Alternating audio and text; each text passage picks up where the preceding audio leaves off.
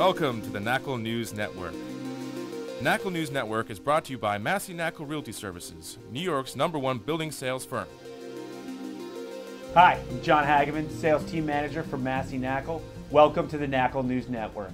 Today I'm here with Bob Knakal, Chairman of Massey Knakal, and we're here to talk about the first quarter investment sales activity in the outer boroughs.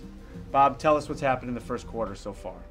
Well, I think before we take a look at the outer boroughs, I think it's important to recap what's happened citywide, because I think it dovetails very nicely into what's happening in the boroughs. In the first quarter of 2014, we had $13.3 billion of total investment sales activity. If we annualize that amount, it would result in about $53.1 billion for the year, which is approaching the $62 billion of sales we had in 2007 at the peak of the last cycle.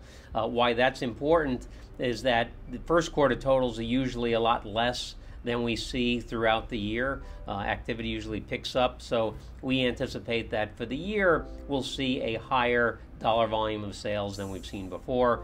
With respect to the number of properties sold, 1,255 properties sold citywide.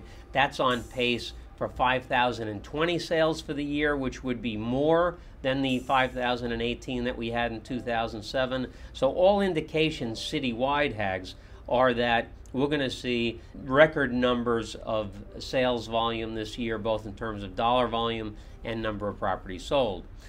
So how are the outer boroughs performing and why? So if we look at the dollar volume of sales and we look at the number of properties sold, you can draw some very clear similarities between 2014 and 2007. But the one thing that is very, very different in 2014 than 2007 is the activity that's occurring in the outer boroughs. But the activity in these submarkets is fantastic.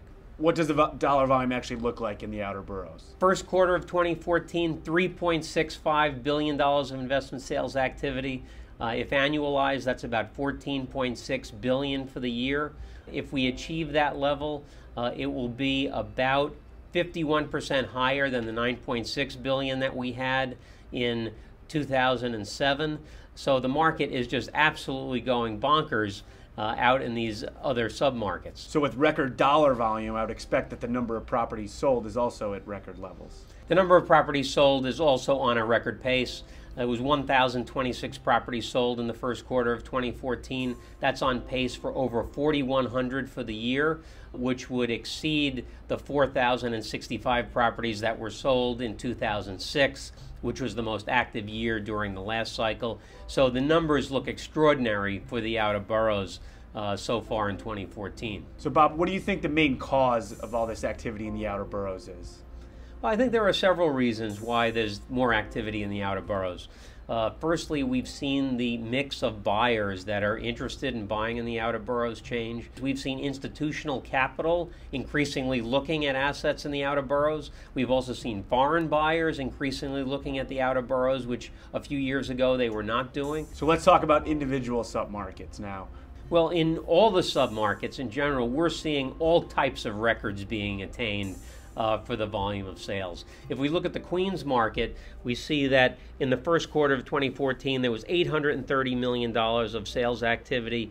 If we annualize that, it would be about $3.3 billion, setting a new record, surpassing the previous high of $2.6 billion achieved in 2006. In Brooklyn, in the first quarter of 2014, there was $1.7 billion of investment sales activity. That's the highest quarterly total ever achieved in Brooklyn.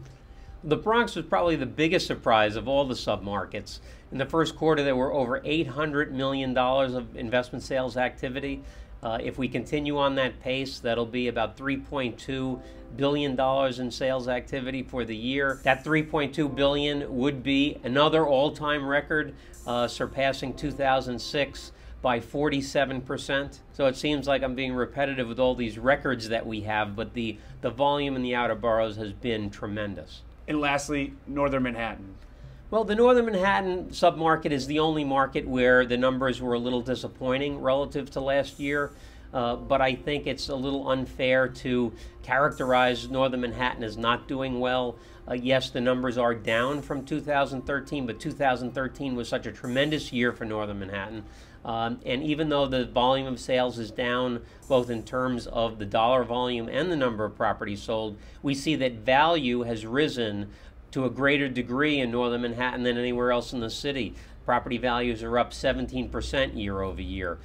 So I think that bodes very well for the Northern Manhattan submarket. In summary, the investment sales activity in the outer boroughs is white hot.